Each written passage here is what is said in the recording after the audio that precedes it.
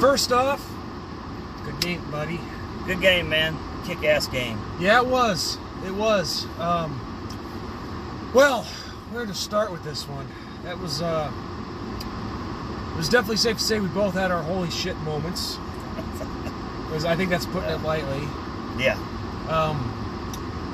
I will say this. The first thing I'm happy about is I'm happy, one, that we didn't get our asses kicked. We didn't get blown out, even though the second half overall was a different story. Which, yeah, the second half belonged to you guys for sure. But I was happy that we showed the guts to, the determination to not quit. Even when things got bad, we still were able to make things interesting at the end. Got the one possession, had our chance, and well, obviously we saw how it ended. But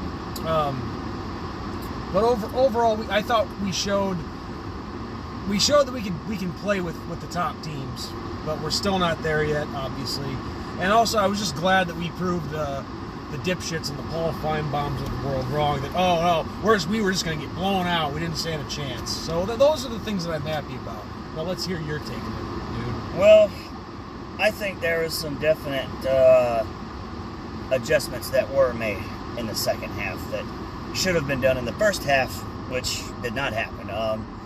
First and foremost, we literally took no shots downfield in the first half. It was all short passes. Jake Fromm, I mean, this stat is crazy. What was it? Jake Fromm completed 11 out of 12 passes for 53, 54 yards. Yeah, something like that in the ballpark. So, with those completions and that low of yards, I mean, you're only completing 4 and 5 yard, passes. And one thing Notre Dame did do good in the first half was make great open field tackles. They were not missing tackles left and right.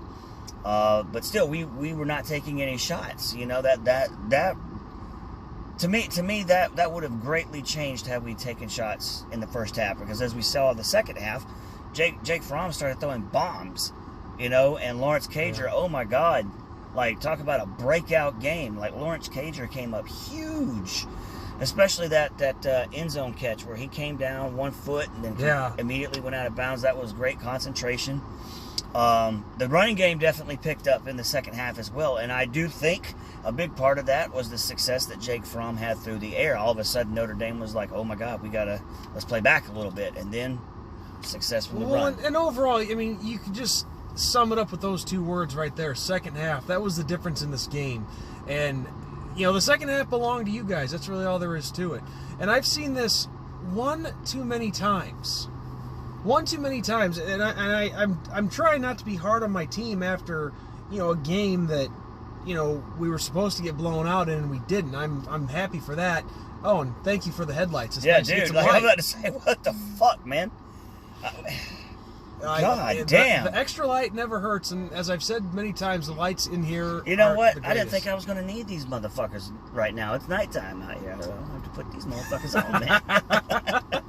Shit. But that's the one thing that just pisses me off, because from my side of things, this almost seemed like just same old, same old.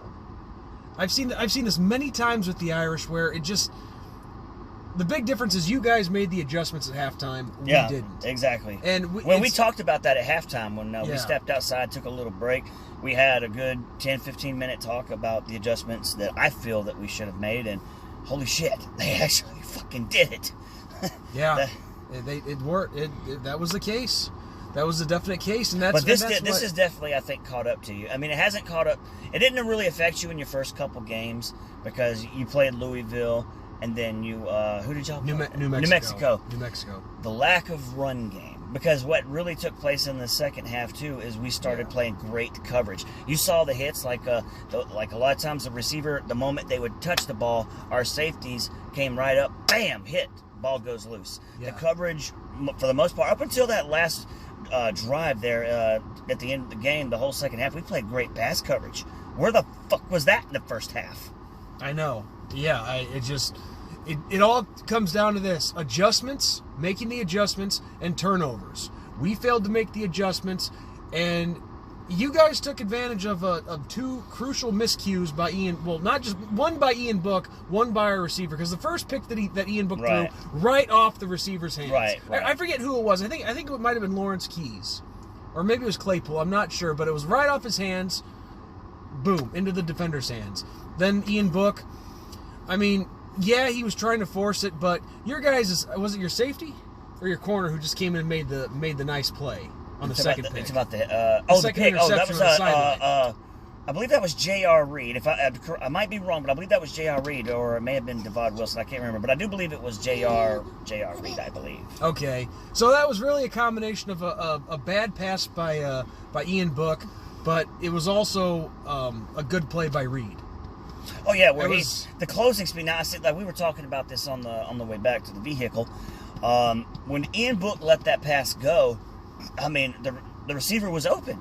It's just that the closing speed of Reed was amazing. You know, he literally got right in front of the football. Great play, no pass interference, clean play. The closing speed was tremendous. But when Ian Book let that ball go, the receiver was open. So it was just a great play. But and we also talked about this. Without this play, my heart's not pumping out of my chest at the end of the game. But the fumble we had on the punt return, where Tyler Simmons just bloop and practically gifted you guys a touchdown. Now, we talked about mental mistakes in this game were going to be huge because the atmosphere is out of this world. In a game like this, you have to be mentally sound. So, you know, 93,000 people. Oh, it was 90. They put on the TV 93,300, 500 something. That was the total attendance, like that. Yeah, something. It was a record breaker. Yeah, you know, and it was just a overall great atmosphere, great game. But you know, we got to clean it. I mean, like Notre Dame, you know, they had some mental miscues, but we were not without error. That's for fucking sure. You know, because we almost had two fumbles on the punt. Because the first time they punted, I forget who it was that was on the punt coverage. He ran right past Tyler Simmons and almost caused him to drop that ball. It was bobbled, you know. He got real close. So luckily that did not fucking happen. Otherwise, this game might have been different. Yeah, and again, I think basically what happened in that second half. I mean, really, it's going back to the adjustments when. You know, when you make mistakes, when you turn the ball over in two crucial situations, and your defense is staying out, it was just honestly it was a ripple effect heading down for us. Because once you make those mistakes and you're going 3 and outs, you can't get anything going. I don't know who exactly I blame on this, because it just seemed like to me at times we were abandoning everything that worked in that first half, and. In turn, when you're keeping your defense out on the field, they're going to get gassed. They're going to get tired. And I mean, and I'll be the first to admit, I mean, when you're resorting to taking dives, you know things are getting out of hand. Yeah, we were talking about this during the game when that was actually going on. When we brought in our no huddle offense there, immediately, I don't know who it was. I didn't see a name, but one of the Notre Dame defenders literally was pushing. Who was your main defenders guy that was making Owusu? Yeah, that dude was badass tonight. I ain't gonna lie. But the thing is, the other defender was like pushing him, like getting him down, you know, to stop our, you know, no huddle.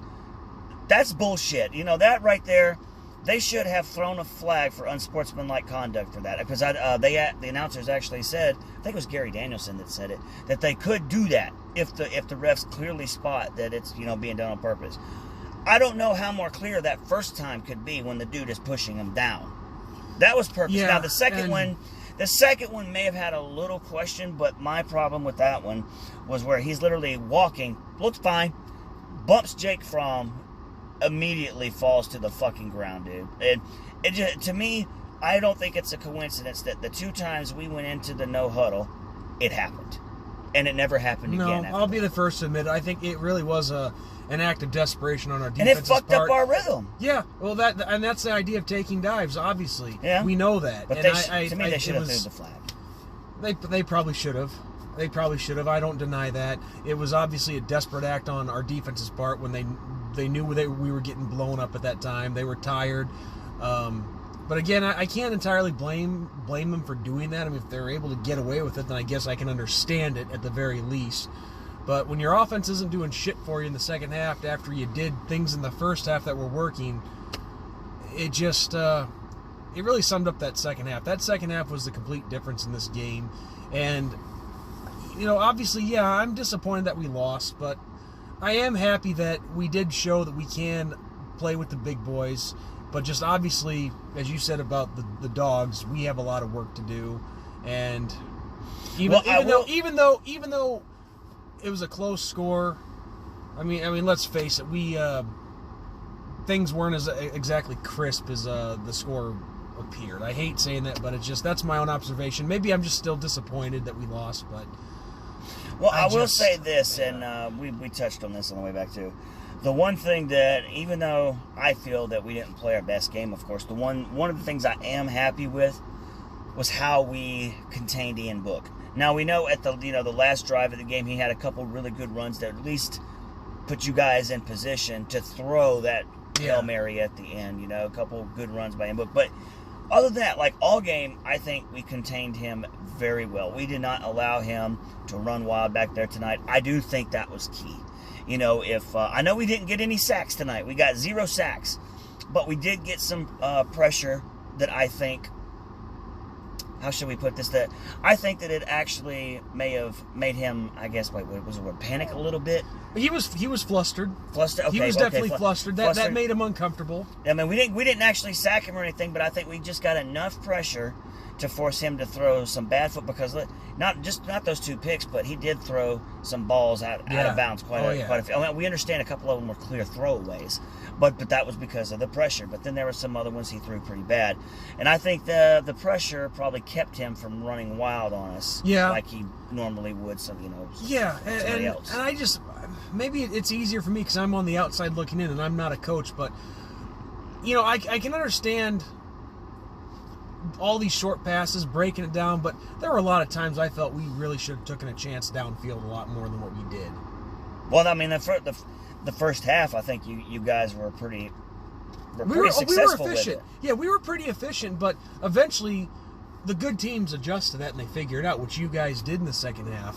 And that's I hate to bring up a game from 2 years ago, but I'm going to bring up the Oklahoma game. Remember, we got fucking torched in that first half. I think they scored 31 or 34 points. Yeah. We come out in the second half, make the adjustments. The second half, and including overtime, I don't think they scored but 17. And of course, we come back and get the win. Yeah. The second half adjustments are fucking huge. I can never stress that enough. And to me, what I've seen so far from Kirby, he can do that. If we continue to see that something we're doing in the first half is not working, if Kirby can continue to make these second half adjustments, I think we'll be okay the rest of the year. I really do. Yeah, I mean, you guys are definitely in good shape. Definitely looking to probably move up into the top 2. I did see a post for a AP poll shake up after tonight's game, so we'll just have to wait and see tomorrow what that is. And at the most I can see number 2. They're not going to jump us from 3 to 1. I mean, I know we just beat a top 10 team. You guys were ranked number 7 coming into here. And Clemson played Charlotte? Yeah, is that Charlotte. Who it was? And Alabama played Southern Miss? Southern Miss, yep. I mean, Need we say more? I know you could easily move you guys up ahead of them, but I think I think at least 2. At least put us at 2. Yeah, it'll be interesting to see who they drop out of that spot above you guys. From what you've seen, if you were like a, honestly, I guess a voter, I know where you're going with this. Who would you drop? I would say Clemson, because Clemson. I think they played Charlotte. Charlotte's the weaker opponent. Southern Miss, they've actually had some, not a whole lot, but Brett Favre did go there, and they've actually had some, They're the better team, I think. I don't know much about them, but yeah. I would agree with you simply based on the fact, too, the first couple games we've seen from Clemson, Trevor Lawrence has looked like utter carnival sewage. Coming into today's game before they played Charlotte, he had 5 touchdowns, 5 interceptions. I don't know what he got tonight. Fuck Clemson. I'm not paying attention to Clemson today. This was all about Georgia Notre Dame today. Fuck everybody else. I just know who they fucking played. So, yeah, if I were to choose, I would drop Clemson myself, because I do think overall Alabama has looked more impressive. I do think Clemson's defense is better than Alabama, but I think overall Bama's got the more superior overall football team. That's offense, defense, special teams, everything. At least this point in the season, anyway. That's at least that's all we have to go off of. What have they done so far. Yeah, and exactly. so far, I think I would drop Clemson down to number 3, Alabama number 1, Georgia 2. That's how I would do it. I think that's pretty fair.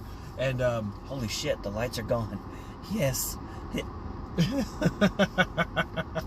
Make up your fucking mind. Maybe that's an omen to wrap the video up. What do you think? Yeah, I got my daughter back here. She's a little fussy too. It's been a long day for everybody, so I think this is where we could end it. You know, we talked about it a good bit. But real quick though, definitely going forward, we have I don't know what Virginia did today against Old Dominion, but I don't know. More than likely won. I don't know. I don't know. I mean, obviously, 9 games left to play for us. I think. Holy shit. I guess it'd be 8 for you guys in the regular season before potential conference championship. Just learn. I guess there's people I saw in my comment section from another video saying, "Oh, fire Kelly, fire Kelly." If you guys are gonna start that shit, don't even comment. You know who you are. And I think it was Gary Danielson that said it. It may have been Brad Nessler. I don't know. To me, this loss does not completely eliminate Notre Dame from playoff contention. I mean, number 1, there's still a lot of fucking football left, okay? Yeah. And number 2, shit happens. You know what I'm saying? Like, top teams fall every week. Yeah. It happens. And then, that old saying, if you're going to lose, it's better to do it earlier in the season. Yes, absolutely. So, I still think you guys are, you guys are more than alive. You still have a shot. Yeah, it's going to be tough, but like I've said before, one loss usually kills us. There's no question about that. But in this case, it was a loss to another top 10 team. But we gotta start getting the style points and get back on track here, and we have a chance to do that against Virginia next week. But look, dude, wrapping this up. I know we're at the 17-minute mark right now, but a game like this, you can't help. Yeah, that was you can't help but go that far because this has been a very monumental week. It's been a very special week for me, and who knows when we'll see our teams play each other again. Probably in the near future, if it happens, it's the only way it's going to happen is the playoffs. Yeah, that's it, man. But it was, so it's what I'm getting at. It's worth it to do a 17-18 minute video for this. So yeah, guys, with this being the last video for as far as the game is concerned, wink wink. Magnum, again, it's been a pleasure meeting. Man, I'm glad you could make it down, dude. I am too. I hope you had a kick-ass time. I mean, I understand you just took an L, but it happens, man. Yeah, and it's been awesome to get the chance to meet your family too, and your daughter, and she is a little sweetheart, and But I have to throw this all-important stat out here now, man. I have to do it. UGA 3-0 against Notre Dame all time. And you had to stick the knife and twist it.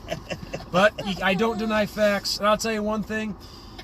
I'm really honestly glad. I told just before, regardless of the result, I'm glad this game is over, just so I can move on from stupid petty shit from here online. I'm just glad that I know I'll probably hear some for sure, but I'm just glad that it can be just over, hopefully. So, but again, thank you for everything that you and your family have done for me this week, and half a week, whatever. I appreciate it, and it's been awesome to meet you in person and just get to know you guys. Oh yeah, definitely. I've definitely had a kick-ass time, and we still got one more day. I wonder what we're gonna do. Hence the wink, wink. Yeah, I wonder what's coming. I have no idea. All right, guys. Well, on that note, thank you all for watching these videos that I put out. I hope you guys have enjoyed them. It's been great putting it together. It's been a fun week. Yeah, I wish things could have gone differently, but I can't complain about an awesome trip down here and meeting a bunch of friends. Magnum obviously, and Big Vol Daddy, and K Joe. His real name's Kurt, and also another buddy of mine, Andrew, who I really haven't talked about. But thank you all for tuning in and watching. It's been awesome getting the chance to bring them to you. And on that note, everyone, for Magnum, myself, this is NDSean45 signing off. God bless to all of you, and no matter what, no matter how pissed off I may be after taking the L, go Irish. Never gonna quit on you guys. And go Dogs, 3-0. All right. Well, that's only fair. That's only fair. So take care, guys, and again, God bless.